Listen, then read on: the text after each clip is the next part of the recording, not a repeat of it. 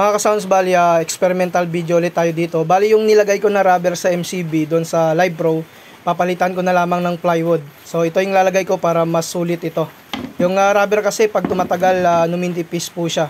Lalong lalo na pag napipress na ng screw. So ito na lamang yung ginawa ko. Hopefully okay yung gagawin ko dito na experimental ulit dito, no. So sana maging okay lang talaga yung resulta.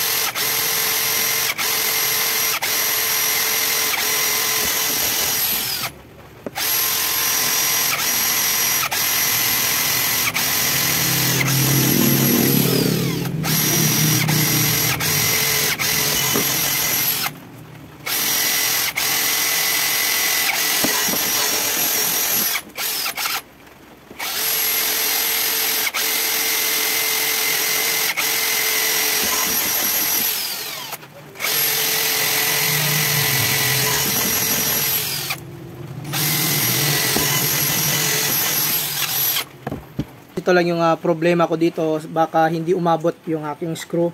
So okay lang naman, experimental lang naman ito. Mas maganda kasi na kahoy yung ilagay ko kung ikumpara doon sa rubber na nilagay sa speaker. Dahil yung rubber nagpe-press, pag tumatagal po yun is talaga pong ninipis ng ninipis. So mas maganda ito na lang yung gawin ko. Sa mga kasans, ito na, nasalpak ko na dito yung ating Live Pro 12. So ayan, nalagay ko na yung plywood po dyan. So tama nga ako, yung ating nilagay doon na rubber is medyo na medyo numipis po siya. So mas maganda na palitan na lang talaga ng plywood din. Bali yung plywood ko kanina is 1/2. So nagbawas ako dito ng isang ply kasi napaka kapal po niya. So hindi na umabot yung aking screw. So nung inano ko siya, yung pinanipisan gamit yung angle grinder, so okay na ulit. Now, naka-aabot na yung mga screw po dito sa speaker. So, ayan, nalagay ko na nga dyan, no? Ayan.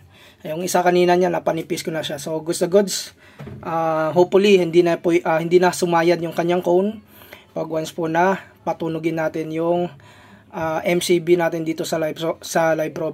So, ayan mga ka-sounds, bali nalagay ko na dito ulit yung isang Live Pro 12. So, bukas ulit yung dalawang MCB. So ilalagay ko ulit yung dalawang kahoy na ito para hindi siya sumayad. No, kasi pag once po na dito pa ako sa loob magbawas ng butas. So sayang naman yung butas ng ng MCB na ito. Bali yan na lang, ginawan ko na lang siya ng paraan, no, para hindi sumayad yung cone po niya.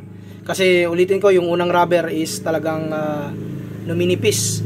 So abangan niyo na lang yung ating sound check, yung ko dito, yung isang yung ito pa, yung lumang Live Pro 12 natin, ibabalik ko ito sa L410.